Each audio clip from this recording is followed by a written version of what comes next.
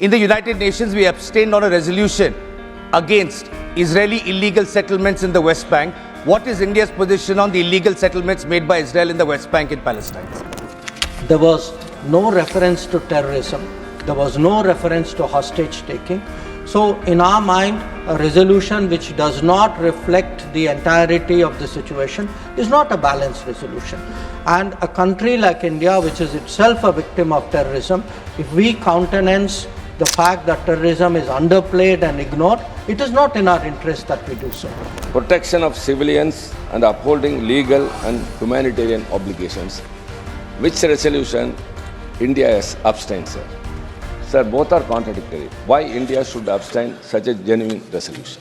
Question focuses on our position on Palestine, our voting in the UN, the aid sent to Palestine, which I will be very happy to share with the House, sir. With regard to our exports to Israel, in particular, any export which is related directly or indirectly to munitions or military sense, that is not an information that is in the public domains. Supplementary number 2, Shri P.P. Sunir. The position of the Government of India on the International Court of Justice warrant against Israel Prime Minister Benjamin Netanyahu and former Israel Defense Minister Yoav Gallant and a Hamas leader for war crimes in accordance with international law and rule-based global order. Honorable Minister. Sir, the Honorable Member would be aware that India is not a member of the International Criminal Court. When the International Criminal Court was constituted, the question of our membership was considered. For very good reasons, after a great deal of deliberation, India decided not to become a member. So, with regard to any decision passed by the ICC, it is not binding on us. So, it is not a matter on which we have taken a formal position. Third supplementary, Shri Tiruchi, Siva. Thank you, Chairman, sir. Sir, it's very hard content to know from the Minister that India extends humanitarian assistance to the people of Palestine both bilaterally and through United Nations Relief and Work Agency. But a resolution has come upon 27th of October 2023 in the UN. That is protection of civilians and upholding legal and humanitarian obligations. Which resolution India has abstained, sir? Sir, both are contradictory. Why India should abstain such a genuine resolution? Honorable Minister. Sir, India has given assistance to the people of Palestine at this particular time. I would like, sir, through you to bring to the notice of the House that we make an annual contribution of $5 million to the UNRWA, which is the main assistance providing agency. This amount traditionally used to be $1 million. So during the time of under the decision taken by this government, it was raised from $1 million to $5 million. In recent times, in terms of the conflict, sir, we have provided 70 metric tons of aid, of which 16.5 was of medicines in 2023.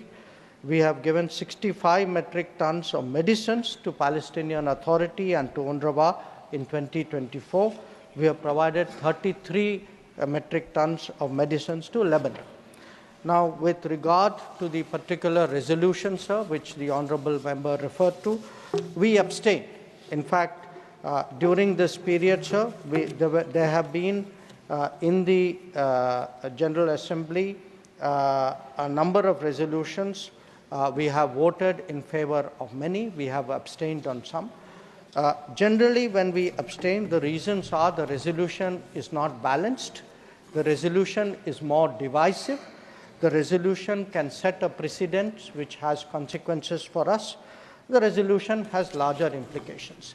In this particular case, sir, we felt that the resolution was not well drafted, it was not well considered, we had reservations on the language, our concerns were not accommodated, and that is why we abstained.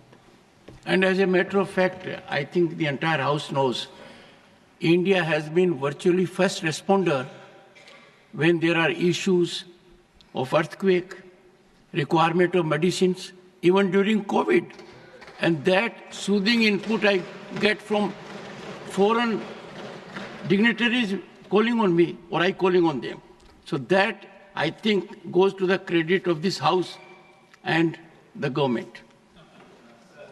See, because we have been, as a matter of fact, when it comes to when it comes to evacuation, when it comes to security on high seas, when it comes to supplying medicine during COVID, now these are the inputs. I'm not saying.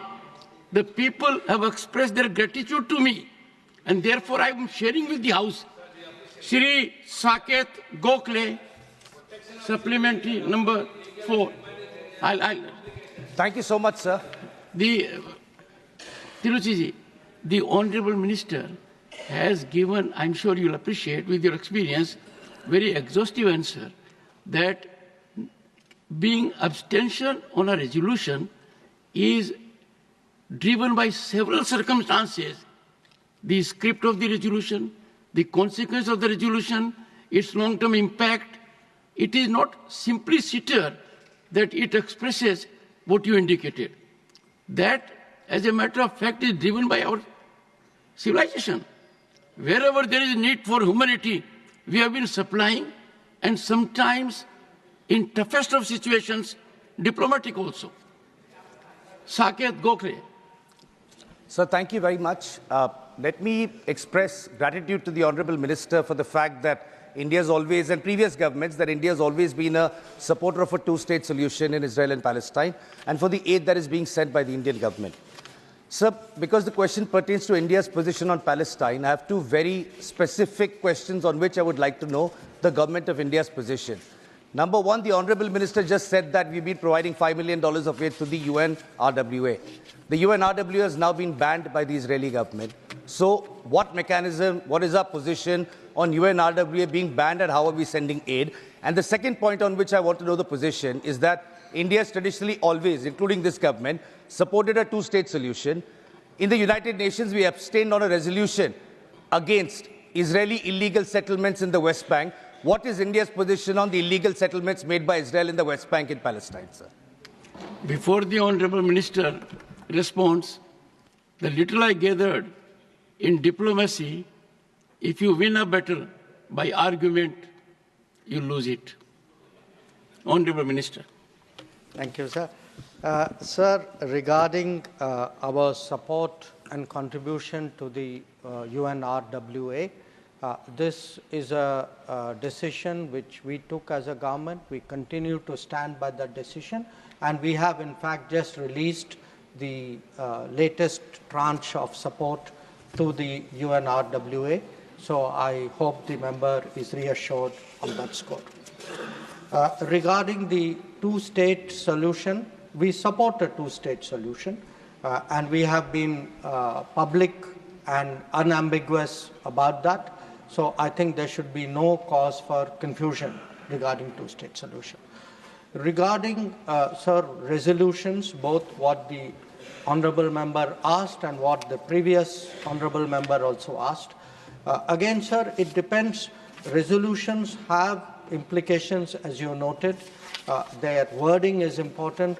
For example, in the resolution which the previous member had referred to, sir, there was no reference to terrorism. There was no reference to hostage-taking. So, in our mind, a resolution which does not reflect the entirety of the situation is not a balanced resolution. And a country like India, which is itself a victim of terrorism, if we countenance the fact that terrorism is underplayed and ignored, it is not in our interest that we do so. So when we look at any resolution, we look at the wording, we take a very, very mature view about it. And I want to say, as a matter of principle, we, sir, condemn terrorism, we condemn hostage-taking. We do believe countries have a right to respond to these situations, but countries should be mindful of civilian casualties. They must observe humanitarian law, and we would like a ceasefire and an early end to violence. Our position has been very, very clear, but we would like this duly reflected in well-worded resolutions which are balanced. Question. Last supplementary, Dr. John Brittas. Dr. John Brittas. Thank you very much, sir.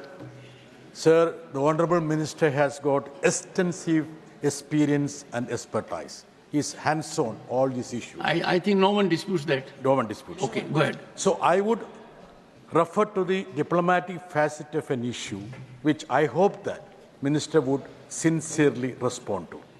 Is it a fact that Palestine Authority's Minister of State on Foreign Affairs met our ambassador, Ms. Renu Yadav, requesting to reconsider arms sales to Israel due to their usage against Palestinian civilians, and also the need for international pressure on Israel to stop their violence on Gaza?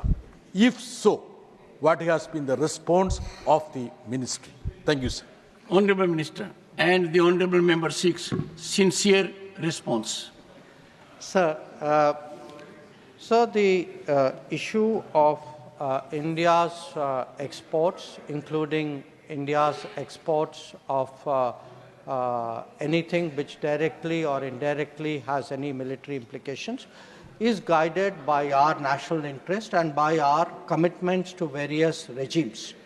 So we are very responsible members of various international regimes, including the Wassenaar arrangement.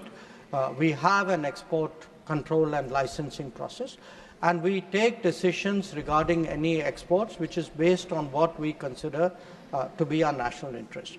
Where Israel is concerned, it is a country with which we have a strong record of cooperation in national security. It is also a country that has stood by us at different moments when our national security was under threat. So when we take any decision, we will bear in mind, obviously, the larger circumstances, but we will definitely be driven by our national interest in this matter.